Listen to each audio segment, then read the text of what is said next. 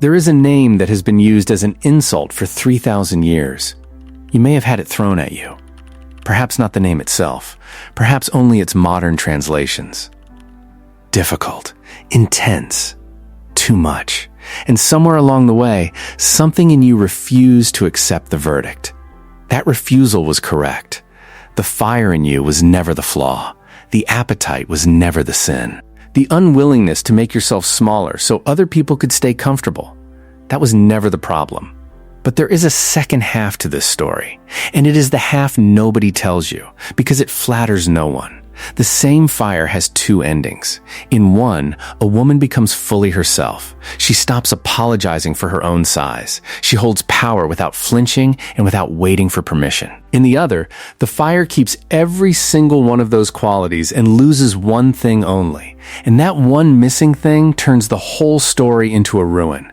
Not because power corrupts.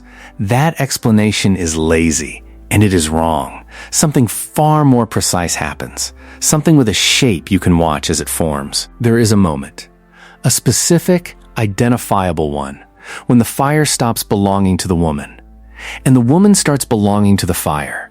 Nothing looks wrong from outside.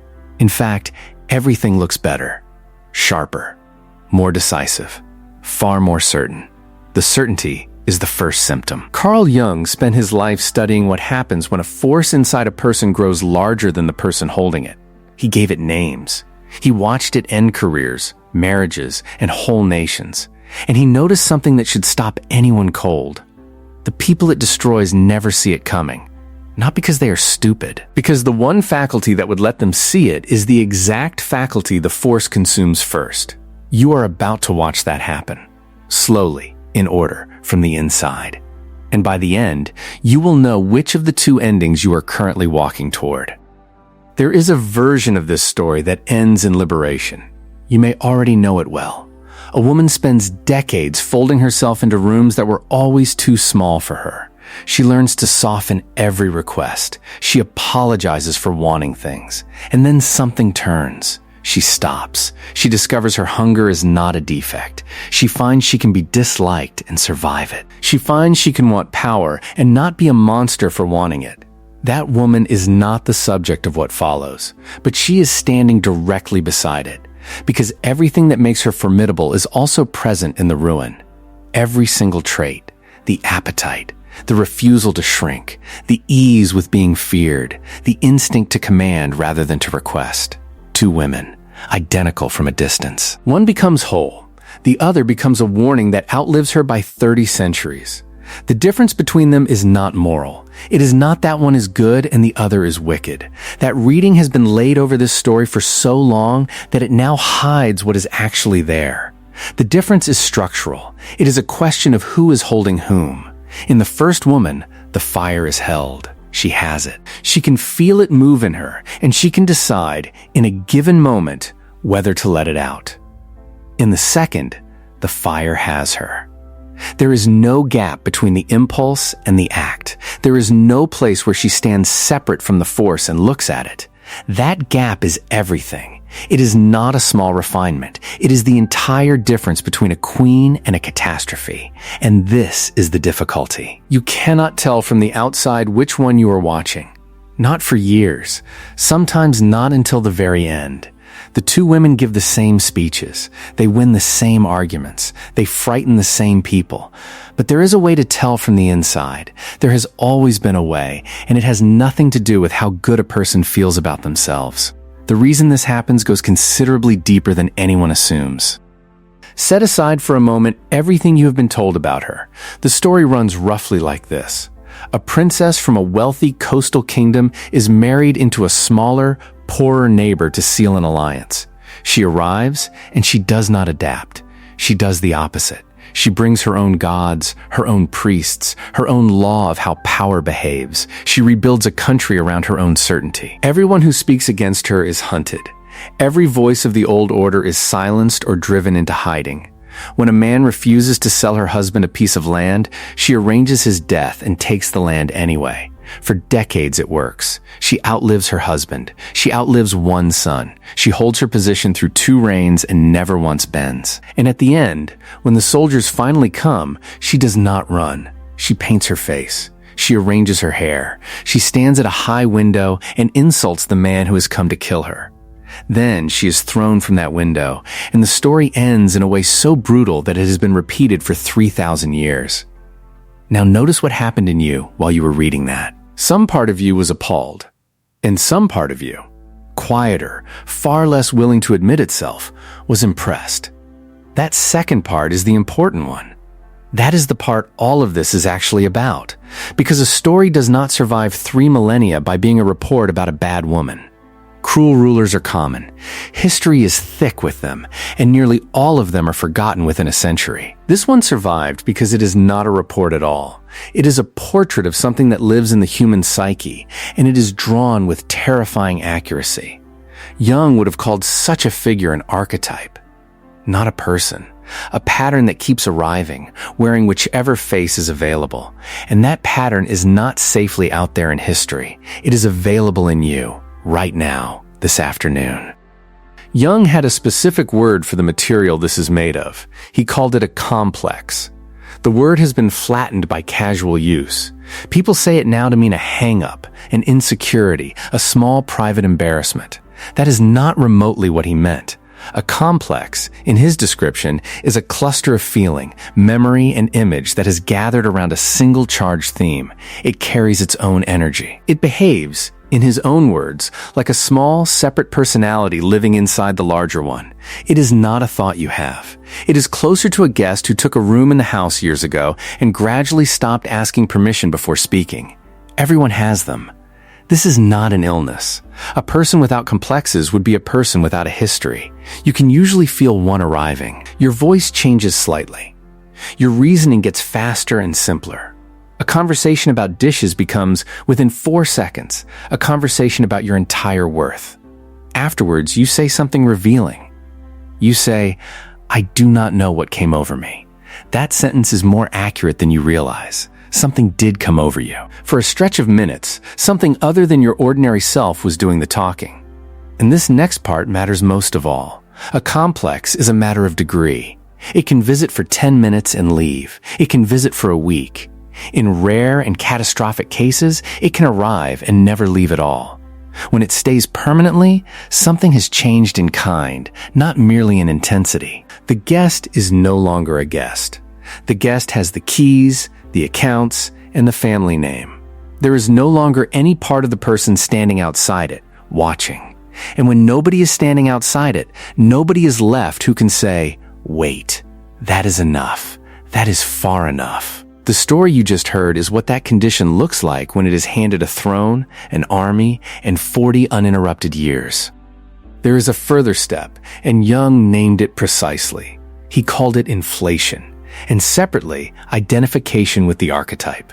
2 names for the same catastrophe seen from 2 angles. Ordinary complexes are personal. They are made from your own history, your mother, your childhood, the specific humiliation you have never told anyone about. Archetypes are older than that. They are not yours. They are the shared, inherited forms that human experience keeps pouring itself into. The mother, the warrior, the ruler, the destroyer. An archetype carries enormous force, far more than any single life could ever produce on its own. Under ordinary conditions, you meet one and something in you swells. You feel it in certain moments. Standing up for someone, holding a newborn, walking into a room you have finally earned the right to walk into. Then it passes. You go back to being a person with a name and a set of ordinary limits. Inflation is what happens when it does not pass. The archetype floods the ego and never withdraws. And because the force is genuinely enormous, the person experiencing it does not feel unwell. They feel magnificent. That is the trap, and it is a perfect one. Every internal signal reports that this is the truest they have ever felt. Every internal signal reports that they have finally become who they were always meant to be. The expansion is real. The certainty is real. The energy is real, and other people can feel it coming off them across a room. What is not real is the ownership. You did not become larger. Something larger arrived and put you on the way a person puts on a coat. Jung wrote about this with unusual bluntness. The person does not possess the archetype. The archetype possesses the person. And a possessed person is, from the inside, the most confident human being alive. They are never tortured by doubt. They never lie awake, wondering whether they went too far. Doubt is the very first thing consumed. Now hold that beside a woman at a window, calmly painting her face while an army rides through the gate below. She was not brave. Bravery requires fear, and there was none of it left anywhere in her. Nothing like this arrives fully formed. It grows, and it grows for reasons.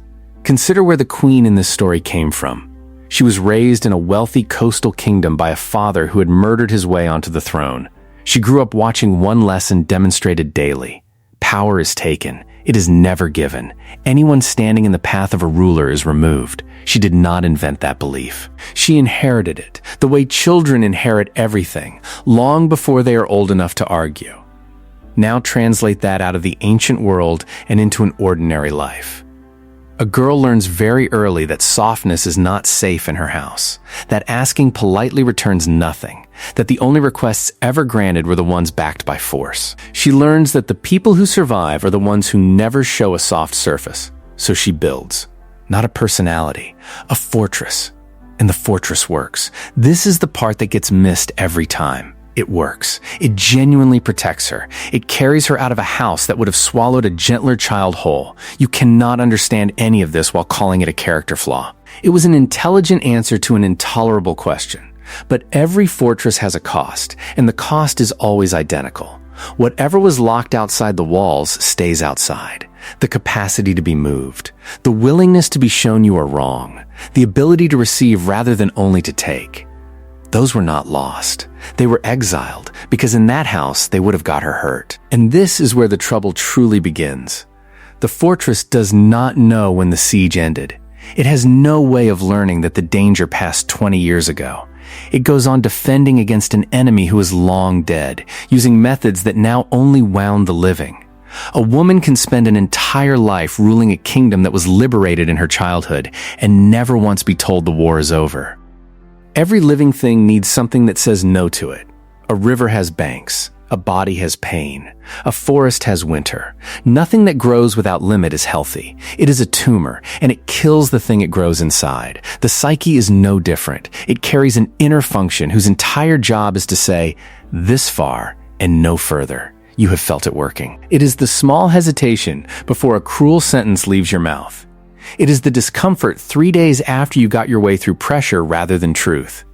It is not a moral lecture arriving from outside. It is the part of you that keeps you in proportion. Now, watch what happens when that function starts to lose. At first, it still speaks, and you override it. You have a reason, and the reason is usually a good one. There is not time. They would never have agreed anyway. The stakes are far too high for delicacy. Each override is small. Each one is defensible on its own. But something is quietly learning. The inner voice learns that it will not be obeyed. And a voice that is never obeyed does not go on speaking forever. It gets quieter. Then it gets rarer. Then, on some ordinary afternoon, it stops arriving at all. And that silence does not feel like loss. This is the cruel part. It feels like clarity. It feels like having finally outgrown a nervous habit. It feels like strength arriving at last. The hesitation is gone. The 3-day discomfort is gone. Decisions now arrive instantly and completely, with no internal argument at all. Ask anyone in that state how they are, and they will tell you they have never been more certain in their life. They are telling the truth, and the certainty is precisely the injury. In the old story, the queen did not merely defeat her opponents. She hunted the prophets, the specific people whose whole function was to stand in front of a ruler and say no. Read that as an inner event, and it becomes very hard to look at. She did not silence her critics first. She silenced her conscience, and then she went looking for anyone outside who still carried one. There is a second silencing, and nobody ever decides on it. When the inner voice of limit goes quiet, the outer voices go quiet soon afterwards. It is not that people become cowards. It is far more ordinary than that. Someone tells you the truth once. You do not become violent. You do not even raise your voice. You simply become slightly colder for a week. You become unavailable in some small way that would be impossible to prove. They notice. They do not consciously conclude anything. They just find that next time, the truth does not quite make it out of their mouth.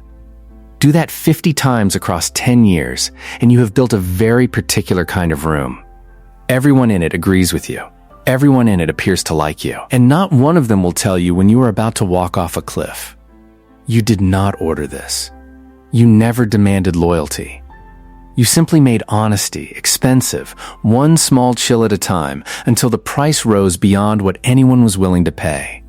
The old story calls it a court. 450 priests eating at the queen's table, funded from her treasury, each one saying exactly what she already believed. The modern version has no priests.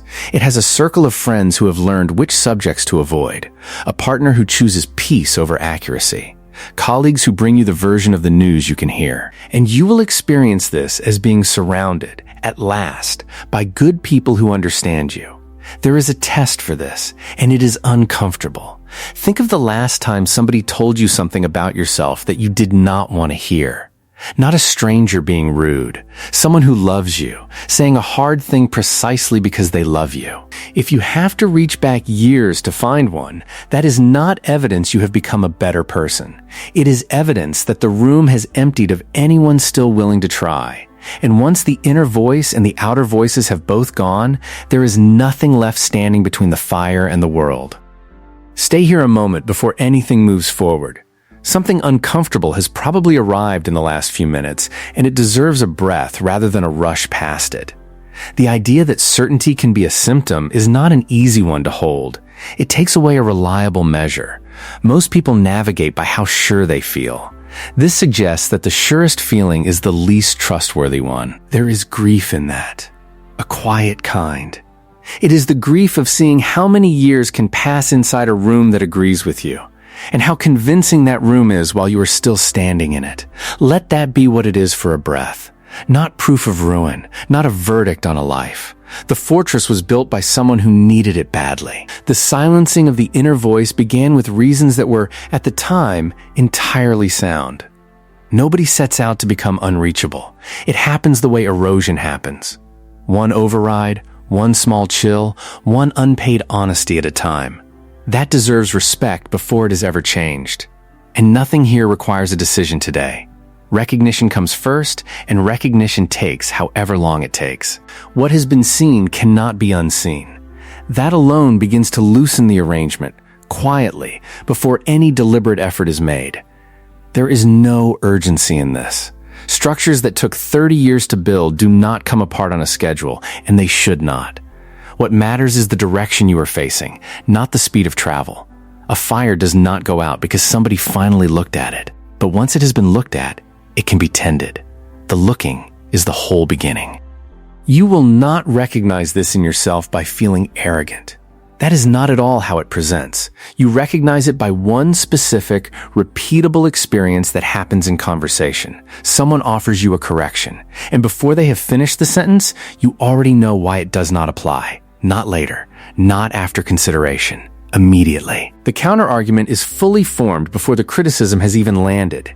You are not evaluating anything. You are dismissing at speed, and it feels exactly like discernment. Now watch how the reasons vary. That is the real tell. If a stranger says it, they do not know you well enough. If a colleague says it, they have their own interests. If a friend says it, they are projecting their own limitation. And if someone who loves you says it, they are frightened of your growth. Every source is disqualified by a different argument, and each argument is individually reasonable. Only the pattern gives it away.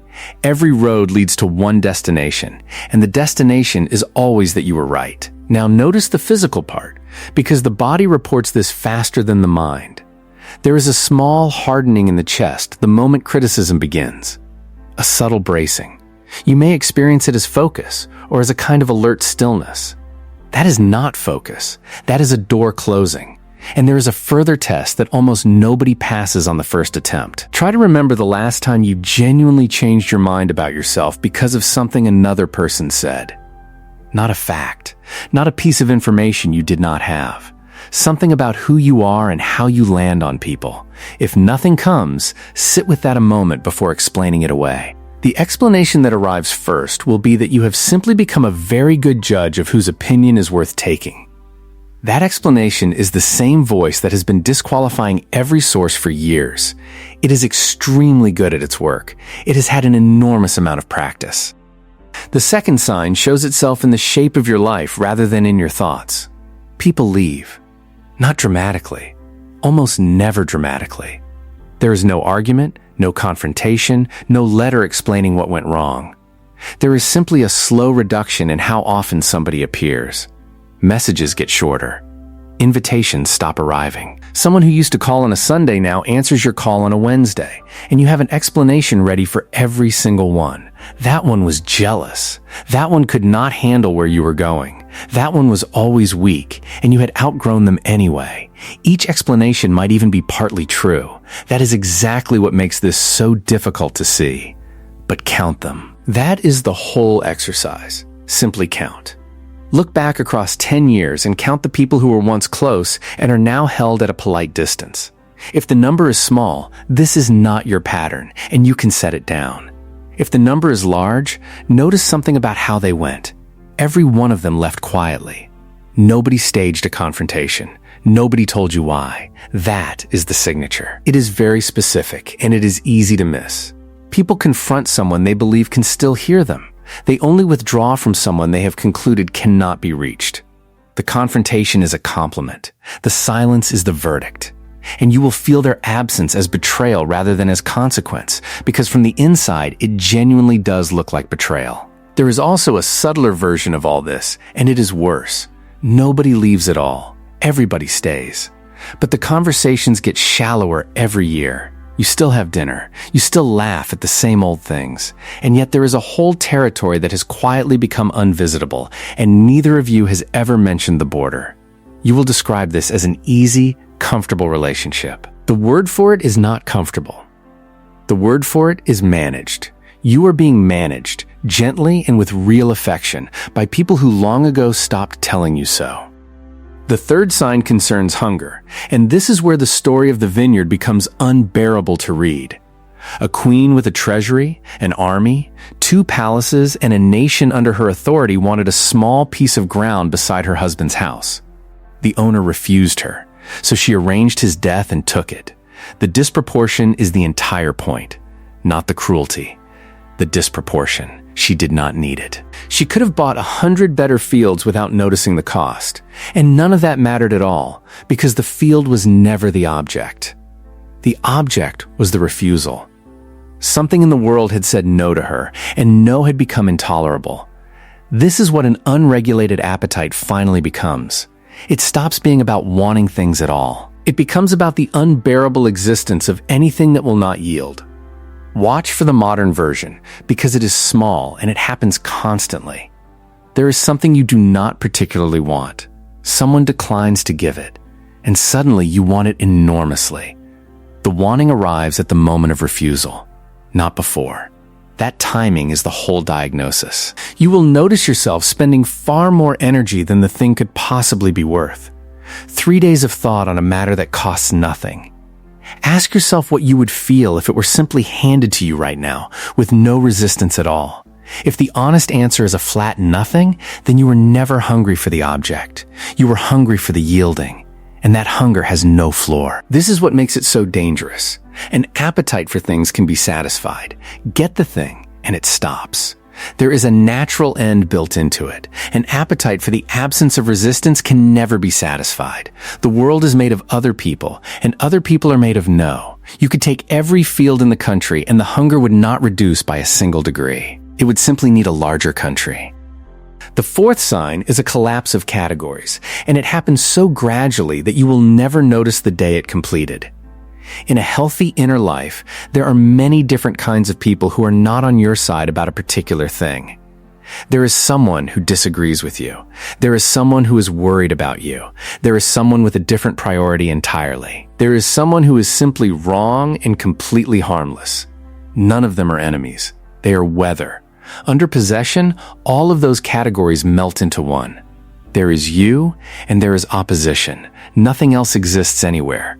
The person who said last Tuesday that you looked tired now occupies one shelf in your mind. The person actively working to ruin you occupies the very same shelf. You can watch this happen in real time by listening to your own language. Notice how often you describe other people's behavior using the vocabulary of war. Attacking, undermining, coming for you, against you. Then check the actual event that produced the word. Very often it was a question. Somebody asked whether you had considered a different approach, and it was filed away as an assault. There is a reason for this, and the reason is not stupidity. When nothing stands between you and the fire, any friction feels like annihilation.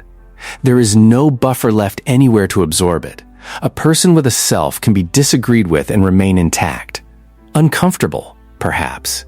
Irritated, certainly. But intact.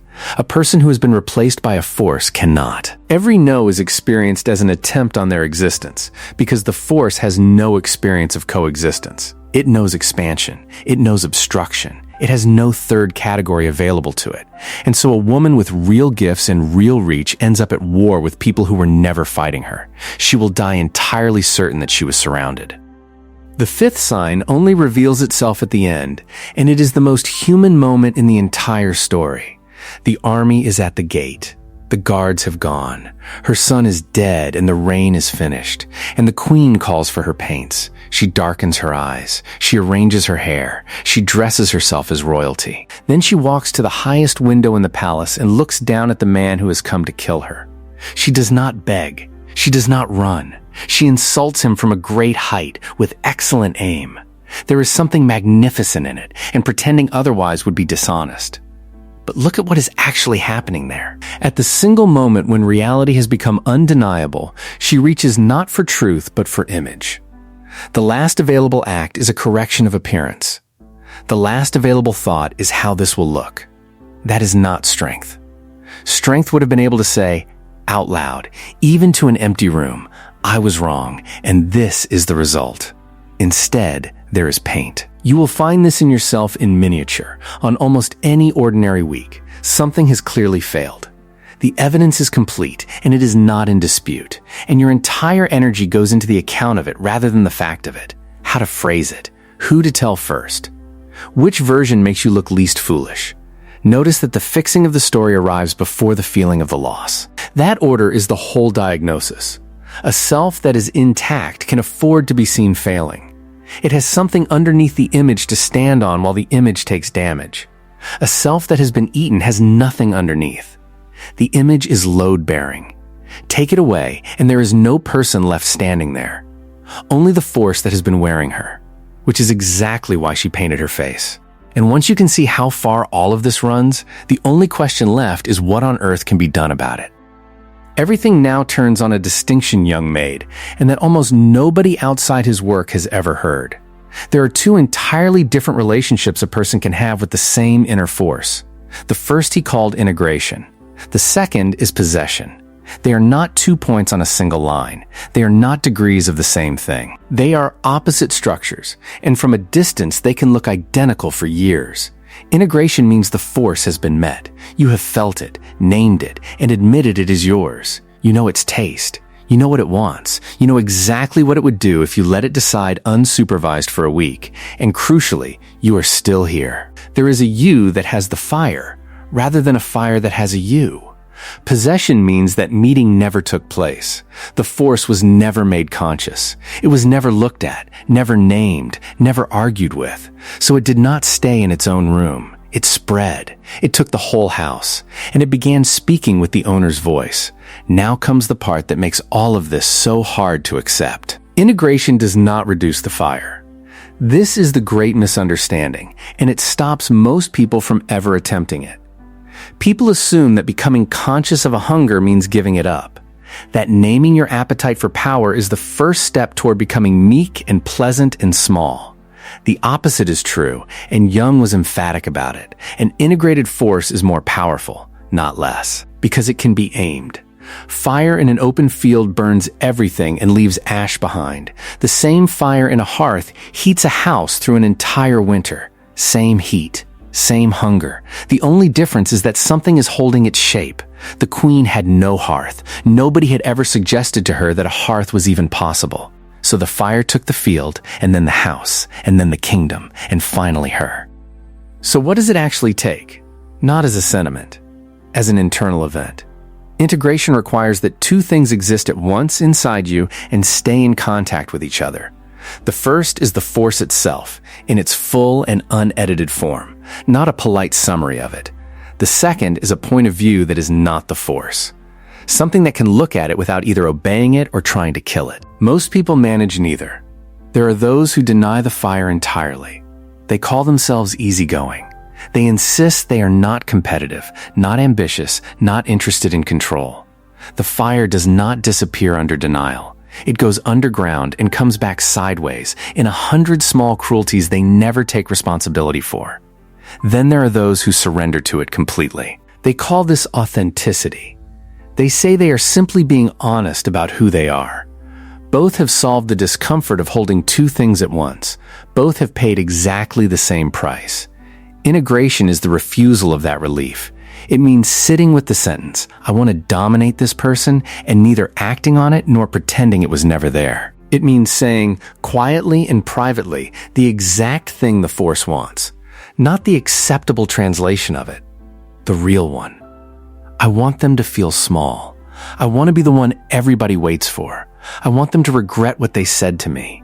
And then, without doing anything at all about it, staying present with the fact that this lives in you. That is the whole practice, and it is far harder than either denial or indulgence. Something specific happens when you hold it. The force loses its autonomy. It does not vanish. It stops being a separate personality with its own agenda and becomes a felt quality of yours, available for use. Jung described this as withdrawing the projection and taking the energy back. What was possessing you becomes something you possess. And a woman who possesses that particular fire is not diminished by consciousness. She becomes formidable in a way no possessed person ever manages. Now look at the other structure closely, because the language people usually reach for is wrong. Nobody becomes a monster. That word explains nothing, and it has done real damage to the understanding of all this. What actually happens is quieter and much stranger. The ego is the ordinary sense of being a person with a name, a history, and a set of limits. It is not destroyed in a single blow. It is absorbed, slowly, in a way that feels, from the inside, like growth. Each time the force wins an argument with the inner voice, the ego surrenders a small piece of its territory and receives something in exchange. It receives relief. It receives certainty. It receives the end of an exhausting internal negotiation. Nobody would take this trade if the price were announced. But the price is never announced. What is announced is that you are finally becoming decisive, that you have stopped second-guessing yourself, that you have outgrown a weakness you carried for years. And after enough of these exchanges, there is no territory left. The person still has memories. They still have preferences about food and music. From the outside, they are entirely recognizable. But there is nobody home who can observe the force and disagree with it. That is the precise definition of possession, and there is nothing mystical about it. It is the description of a missing function. The witness is gone. That is all it is. The one small internal position from which a person can look at their own state has been overrun, and a psyche with no witness cannot correct itself, no matter how intelligent it happens to be. Intelligence is not the missing part. The queen was clearly brilliant. Her plan against the vineyard owner used the country's own laws as the weapon, which required real sophistication. Brilliance operating without a witness does not become wisdom. It becomes precision applied to ruin. That is why this story frightens people at a level they cannot quite put into words. It is not the story of a stupid woman destroying herself. It is the story of a very capable one, doing it flawlessly, at speed, with total conviction. Set the integrated woman beside her now, because the contrast is where this whole framework becomes usable. She is not softer. Start there, because the assumption is always otherwise. She wants power, openly, with no layer of apology wrapped around the wanting. She is comfortable being the most formidable presence in a room. She can be disliked and lose no sleep over it. She can end a relationship that has been draining her without needing to prove the other person was a villain first. None of that is what makes her different. The difference is that she can be told no and remain whole. Someone refuses her, and it registers as information rather than as annihilation. She does not have to convert them into an enemy in order to survive their refusal. The difference is that she can lose an argument on purpose. She has the experience, at least sometimes, of being genuinely persuaded, of walking into a room with one position and walking out holding another because the other one was better. That experience is not weakness. It is the single most reliable evidence that someone is still home. The difference is that at least one person in her life is permitted to tell her the truth without penalty. Not many people. It does not need to be many. It needs to be one, and it needs to be real. And the difference is that she knows exactly what she is capable of at her worst, in specific detail, without flinching from the knowledge.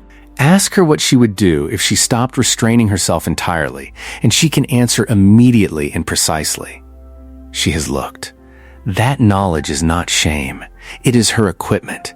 Because the only person who can reliably choose not to do a thing is the person who knows they are entirely capable of doing it. This is the paradox at the heart of the whole subject, and it reverses everything most people assume. The woman who is dangerous and knows it is safe to be near.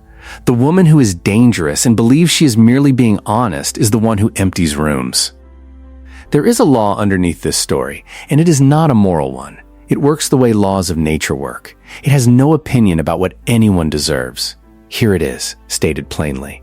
Whatever refuses to be corrected from within will eventually be corrected from without, and the outside is never gentle. That is not a threat. It is closer to a description of pressure. Every living arrangement carries a certain amount of error. In a healthy one, small corrections happen constantly, and each correction costs almost nothing. You notice you were harsh. You say so within the hour. The whole cost is 30 seconds of discomfort. When the correcting function is intact, error never accumulates. It is discharged as fast as it appears, and nothing ever builds. Remove the function, and nothing is discharged.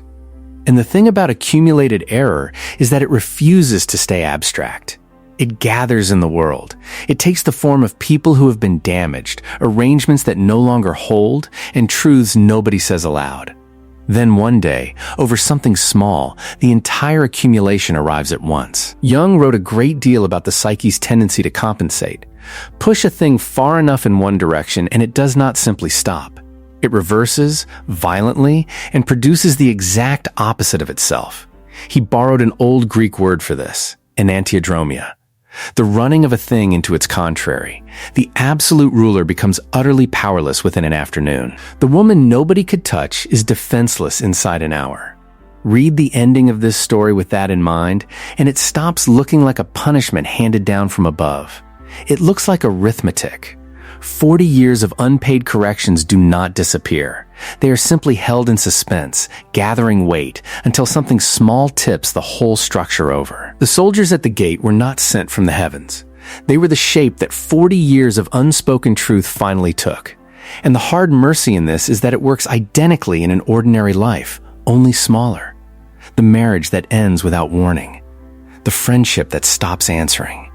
The reputation that turns in a single season. None of it arrived out of nowhere. It arrived exactly on schedule, from a schedule nobody was reading. There is one more piece, and Jung gave it a strange and very useful name. He wrote about what he called the mana personality. Mana is an old word for a kind of impersonal power, not strength of muscle. Presence. It is the quality certain people carry that makes a room reorganize itself when they walk into it. It is entirely real. Everyone has met it. Some people carry a charge, and others feel it before a single word is spoken. Jung was interested in what happens to the person carrying that charge. Because mana is not produced by the individual. It is borrowed from something older and far larger, and it arrives through them rather than from them. While a person knows that, they can hold it safely. They remain a person who happens to be carrying something. The moment they forget it, the whole accounting changes. They begin to believe the charge is their own manufacture, that it proves something permanent about their nature. And from there, the loss of proportion is very fast. Proportion is the thing to watch, not morality. Proportion. A person in proportion knows the difference between a serious injury and a mild inconvenience. They know which battles cost more than they return. A man of personality who has forgotten the borrowing loses that scale entirely. Everything becomes equally enormous because everything now touches their existence directly. A small slight and a genuine betrayal produce the same response at the same volume on the same afternoon. The vineyard was exactly that. A field next to a palace wanted by a woman who already owned a country. To anyone in proportion, it was nothing at all. To her, it was the whole world, because it was the last thing standing that had not yielded. That is what the price of unowned mana actually looks like from the inside. It does not feel like grandiosity. Nobody experiences themselves as grandiose. It feels like everything mattering intensely, all the time, with no relief anywhere. Exhausting, consuming, absolutely convincing. And there is no rest available in it, because a person cannot rest, while every small refusal in the world is an emergency. Return to the prophet for a moment, because he is not a supporting character in this, not psychologically. In the story, he is a man who appears out of rough country. He walks into a palace uninvited. He tells a ruler the one thing nobody else will say. Read that as an inner event, and he becomes something very specific. He is the function that stands in front of your power and says, "This far." Everybody has one. Everybody, without exception. It is not distributed by luck or by virtue. In some people, it speaks in the voice of a grandmother. In others, it is wordless, arriving as a physical reluctance in the chest before a particular act. It rarely explains itself well. It is not articulate. It simply arrives, says no, and then waits to see what you will do with it. The queen's response to that function is the entire tragedy compressed into one gesture. She did not argue with it. She hunted it. She drove it out into the wilderness and made the whole country unsafe for anyone still carrying it. That is precisely what a person does once the fire has taken over. Not merely ignoring the inner no, but developing a lifelong hostility toward it. You can hear this in how someone speaks about their own hesitation. They call it weakness, fear, small thinking, their old conditioning. The part of them that was trained to stay quiet and grateful. There is real insight buried in that language, which is exactly why it works so well as a disguise. Some hesitation genuinely is old fear that deserves to be outgrown. That is true, and it matters. But not all of it. And the possessed state cannot tell the two apart, because it has already decided in advance that every internal no is an enemy. Now watch what happens when the prophet is exiled rather than heard. He does not stop existing. Nothing in the psyche stops existing because it was refused a hearing. He goes outside. He puts on other clothes. He returns as a person, a circumstance, an ending you did not choose. The voice you would not allow to speak inside your own house eventually speaks to you from a chariot at the gate. There is a reversal here that almost nobody expects, and it changes the entire picture. For most people, the shadow holds what they consider ugly. The rage, the envy, the appetite, the wish to dominate. That is the standard arrangement, and it is why the word shadow is usually spoken with a slight dread attached to it. But the shadow is not a container of evil. It is a container of the unlived. Whatever a person could not afford to be, given the house they grew up in, goes there. Whatever the family had no room for. So for a woman raised somewhere softness was fatal, the arrangement inverts completely. Her shadow does not hold her cruelty. Her cruelty is out in the daylight, fully expressed, running her life in plain view. Her shadow holds tenderness. It holds the capacity to need someone, the willingness to be comforted, the experience of receiving something she did not have to seize. That material is exiled with exactly the same force another person uses to exile their rage, and it behaves the same way in exile. It gets stronger. It gets more primitive. It becomes frightening to approach, which is why such a woman can face an army without blinking, and then be unable to let a friend take care of her for one evening. The battle is not brave, and the evening is not small. She simply has the sequence backwards from everyone around her. What looks like fearlessness is only comfort in well-developed territory. The real terror sits somewhere else entirely, in a room she has not entered since she was a child. And this is precisely where the possibility hides.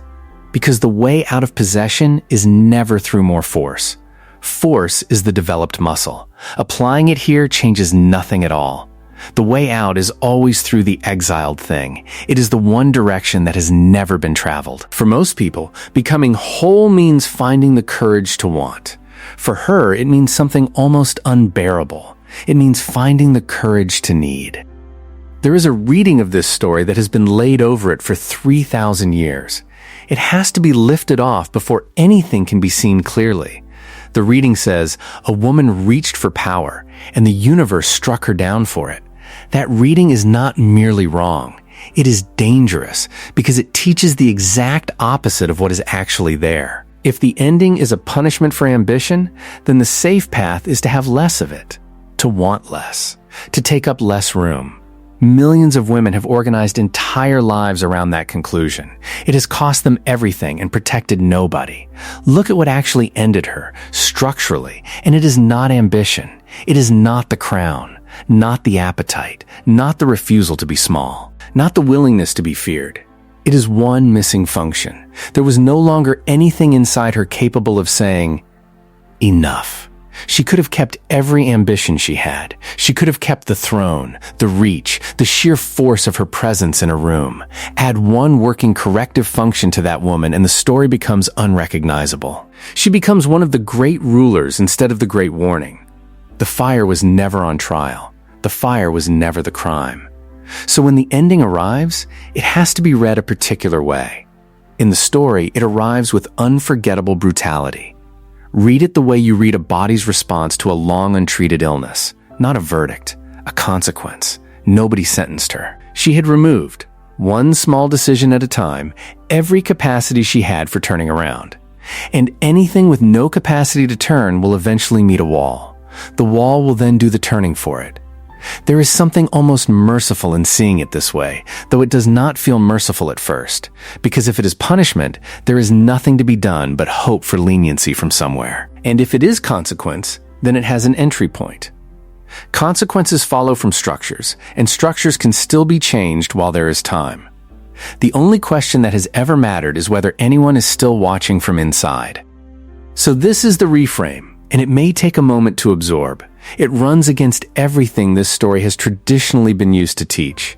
Everything you have been told was wrong with you is not what went wrong here. The intensity is not the problem. The intensity is the raw material of every large life that has ever been lived. The hunger is not the problem. People without hunger do not build anything, and they rarely help anyone either. The refusal to shrink is not the problem. That refusal is the healthiest instinct in this entire story, and it is the one thing the queen got completely right. She was right that she should not have made herself smaller. She was right that power was hers to hold. She was right to refuse a life of quiet accommodation in a kingdom that fully expected it from her. She was right about all of it, and it destroyed her anyway. Because she was missing one thing, and that thing was not humility in the ordinary sense. It was relationship. A relationship with her own fire. A place to stand beside it rather than inside it. Somebody at home while it was making decisions. And that means something remarkable for anyone who has been recognizing themselves in the last hour. The work is not to become less. It has never once been to become less. Every instinct telling you to want less, take up less room, and burn cooler is pointing the wrong way. The work is to become more inhabited, to be more present in the same fire, to stay at home in the house while the force moves through it. That is a different task entirely, and it does not cost you a single thing you value. You do not have to give up your ambition. You do not have to become agreeable. You do not have to be liked by anyone. You have to be there. That is all of it. You have to be someone rather than something. And if you have spent years defending your fire against people who wanted you smaller, hear this clearly. You were never wrong to defend it. You were only ever defending it alone, from inside it, with nobody standing beside it to say when. There is a reason this particular story has never let go of the human imagination. Thousands of rulers have been cruel. Thousands have fallen. Almost none of them are remembered by name 3,000 years later. She is remembered because the story is not a report. It is a mirror, and it was polished for 30 centuries by people who kept catching sight of themselves in it. The terror it produces is not the terror of watching something foreign. It is the specific, private dread of recognition. Something in you knows the taste of that certainty. Something in you knows what it is like to be so sure that no correction could possibly enter. Perhaps only for an hour. Perhaps in a single argument you still think about at night. That flicker of familiarity is not evidence that you are like her. It is evidence that you are human and that the same material lives in everyone alive. Now consider what that terror is actually for. Fear is the psyche's way of marking a direction. It arrives before the event rather than after it, which makes it one of the most useful things you own. The dread you may be feeling right now is not a punishment for having recognized yourself. It is a working corrective function. It is the exact thing she lost. The fact that this story disturbs you means the witness is still there. It means something inside you remains capable of looking directly at the fire and being sobered by what it sees. That is not a small thing. That is the entire difference between the two endings. She did not feel this. That is the point that should land hardest of all. At no moment in her life did she read her own situation and feel a cold hand on the back of her neck. Not once. Not even at the window. If she had felt it, even for one afternoon, everything after that afternoon would have gone differently. So whatever discomfort has arrived in the last few minutes, do not rush to soothe it away. It is not a wound. It is the sound of something still working. And the only question left is what a person does with a warning that arrives while there is still time to use it. The first piece of work is external, and it is the least comfortable, which is why it goes first. Choose one person and give them a standing permission you are not allowed to revoke in the moment. Not everyone. This is not an invitation for the world to correct you, and it should never become that. One person. Someone who has known you long enough to see a pattern and who has nothing to gain from your decline. Then say something specific to them, out loud, in plain words. Tell them that when they see you doing the thing, you want them to say so, and that you will not punish them for it. Then name the thing. Do not leave it vague. Vagueness is exactly how this practice quietly dies. Say, when I start explaining why somebody deserved what I did to them, tell me. When I go cold on you without saying why, tell me. Now the hard half, and this is where nearly everyone fails. When they do it, you will feel something arrive within a single second. A hot rising, a sharpening. A perfectly formed reason why this particular instance does not count. That feeling is not information. That is the force defending its own territory, and it will feel exactly like clarity. Your only task in that second is to say nothing at all, not to agree, not to accept the criticism, simply to not deliver the counter-argument already fully assembled in your mouth. Then wait a day. That is the entire practice. If after a day it still seems wrong, you have lost nothing. You are free to disagree, and you will disagree from a far better position than you would have an hour earlier. But you will find, more often than is comfortable, that after a day the thing looks different. What you are rebuilding here is not humility. You probably do not need humility, and it would not suit you. You are rebuilding the gap, the small space between the impulse and the act, which is the only place a person can actually live. She had one prophet, and she hunted him across a kingdom. Appointing one and then protecting them is the exact reversal of the gesture that ruined her. The second piece of work is entirely private, and nobody ever needs to know you did it. Once a week, alone, you are going to say the true version of what you want. Not the presentable version, not the version you would offer to a friend who thinks well of you, the one underneath. Most people have never once done this, and the reason is simple. They believe that saying a thing makes it more likely to happen. The opposite is the case, and this is among the most reliably useful findings in the whole of Jung's work. What is spoken loses autonomy. What is never spoken runs the household. So take the situation currently occupying you, the colleague, the sibling, the person who did not respond the way they clearly should have, and say the real sentence. I want them to fail. I want them to come back and find I have risen without them. I want to be the one who decides whether they are forgiven. Say it to an empty room. Say it slowly enough to actually hear it. Two things will happen almost immediately. The first is a wave of shame. Let it come. It passes in under a minute, and it is not the important part. The second is stranger and far more valuable. The sentence loses some of its power the instant it exists in the air. Something that was driving from behind is now sitting in front of you, where it can be looked at directly. This is what Jung meant by making the unconscious conscious, and it is much less mystical than it sounds. It is simply the act of admitting, without disguise, what is already moving in you. The material does not disappear. That is not the goal, and if it were, the practice would be a lie. The goal is that it stops being the author of your decisions and becomes something you are aware of holding. An appetite you have named is an appetite you can aim. An appetite you have never once spoken aloud will aim you. The third piece of work is an inventory, and it should be done on paper, slowly, across more than one sitting. Write down the names. Everyone who was once close to you and is now held at a distance. Go back as far as 10 years if you can. Beside each name, write the story you tell about why. Write it honestly, in the words you actually use when you tell it. She was jealous. He could not handle my success. That one was always a taker. Now go back through the list and do the difficult part. For each name, write one sentence describing what they might say if somebody asked them. Not what would be fair, not what you would be willing to concede, what they would actually say, in their own words, sitting in their own kitchen. You will find this close to impossible for some of them. The impossible ones are the important ones. The inability to imagine another person's account of you is not a failure of memory. It is a measurement of how far the door has closed. Then look at the whole list and count. A person will lose people across a decade. Life does that to everybody. Distance happens, and not every ending carries a meaning. But look at the manner of the going. Notice whether they simply reduced their presence week by week until it reached zero. If nearly all of them went that way, with no confrontation, that is a signature. People confront somebody they believe can still hear them. They withdraw from somebody they have concluded cannot be reached. This is not an exercise in guilt, and if it turns into guilt, you have done it wrong. Guilt is comfortable. Guilt is a feeling that demands nothing and changes nothing, and it can be maintained for decades without any cost. This is an exercise in evidence. You are gathering the outside view of a life that has, for years, only ever been assessed from the inside. That is the entire purpose of it. One woman had a court of 450 who agreed with her about everything, and it told her nothing whatsoever about herself.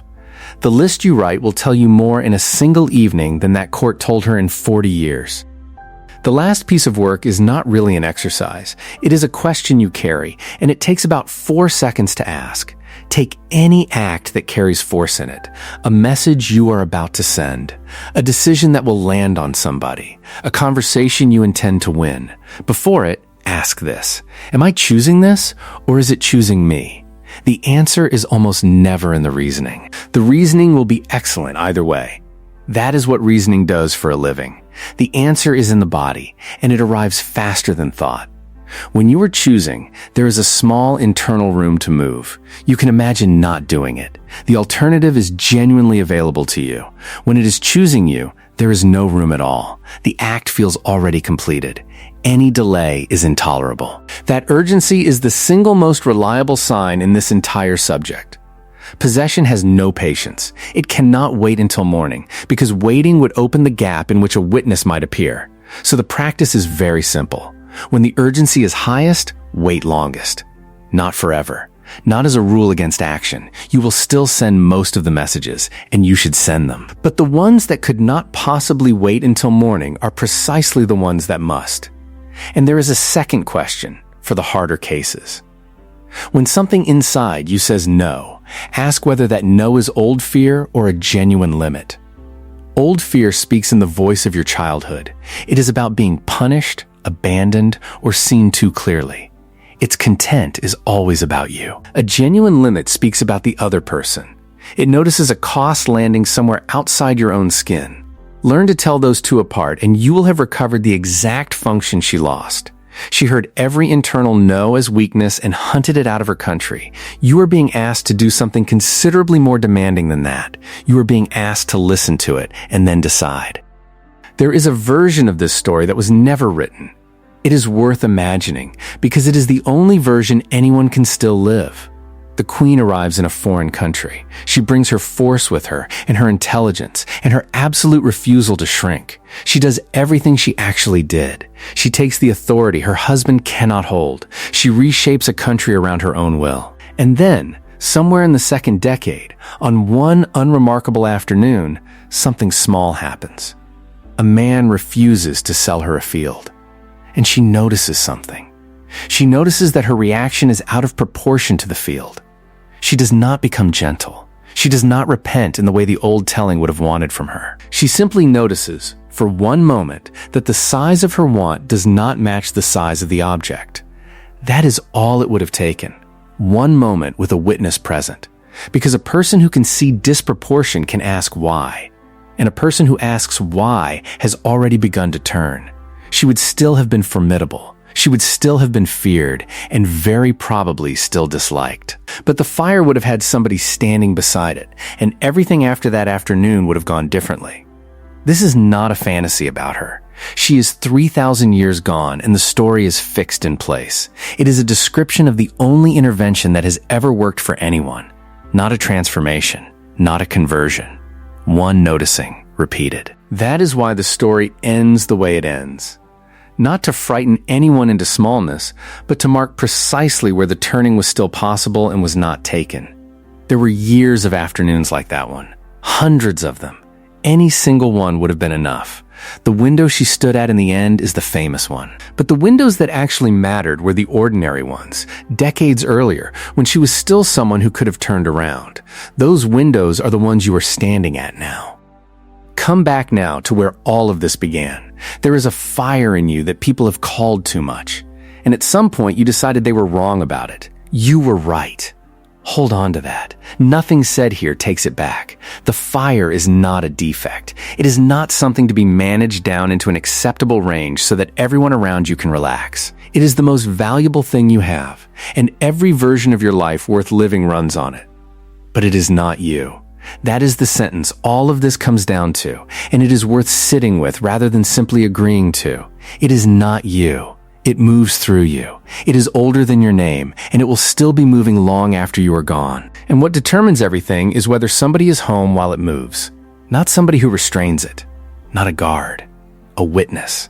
One quiet position from which the whole thing can be seen. That position is not built once.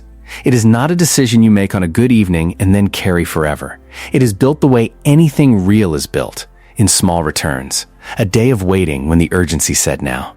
One conversation where you did not deliver the perfectly formed counterargument. You will lose it constantly. You will find yourself 3 sentences into a cruelty before noticing you left the room.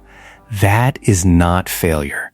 That is what this work actually looks like from inside a life. Turning around is not one movement. It is something you do 10,000 times until one day you notice you are already facing the right way. And something changes, slowly, when you keep doing it. The fire does not shrink. That fear can be set down permanently, tonight, and never picked up again. What changes is that it stops costing you the people who could have stayed. It stops emptying the rooms. It stops needing every refusal in the world to be an emergency. It becomes something you can aim and rest beside and be trusted with. The queen at the window was not destroyed by her power. She was destroyed by a long series of ordinary afternoons. A small voice said enough, and there was no longer anyone at home to hear it. You still have those afternoons. They are not remarkable. They will not feel like turning points while they are happening. One of them is happening right now. And a fire with somebody watching it is not a danger. It is a hearth. And a hearth is the only thing that has ever kept anyone warm through a winter. What was opened here does not close when the last sentence lands. It continues in small places. A pause before something goes out. An afternoon when the certainty is total and something in you decides to wait anyway. There will be weeks when none of this appears to apply, when the force is entirely convincing and every argument for it is airtight. When the memory of this hour feels like something that happened to somebody else. That is normal. Old structures do not surrender to a single good argument. They loosen and tighten and loosen a little further. What changes is not the disappearance of the fire. That was never the aim, and it would have been a loss. What changes is that you are no longer alone inside it. There is a particular quiet that arrives the first time you feel the full force of something and do not act on it immediately. Not virtue, not restraint in the grim sense of the word. Something closer to a house going still after a long argument has finally ended. Most people expect that moment to feel like defeat. It does not. It feels like ownership. It feels like the difference between a house you live in and a house that has been occupied by something else. That difference is the whole subject, and it is available on any ordinary afternoon. The queen had everything: wealth, reach, absolute will, and a fire that would have carried her through any century she was born into. She had no one at home. And in the end, it was not the fire that threw her from the window. It was the silence where a witness should have been. You are not too much. You have never once been too much. You only ever needed to be present while you burned.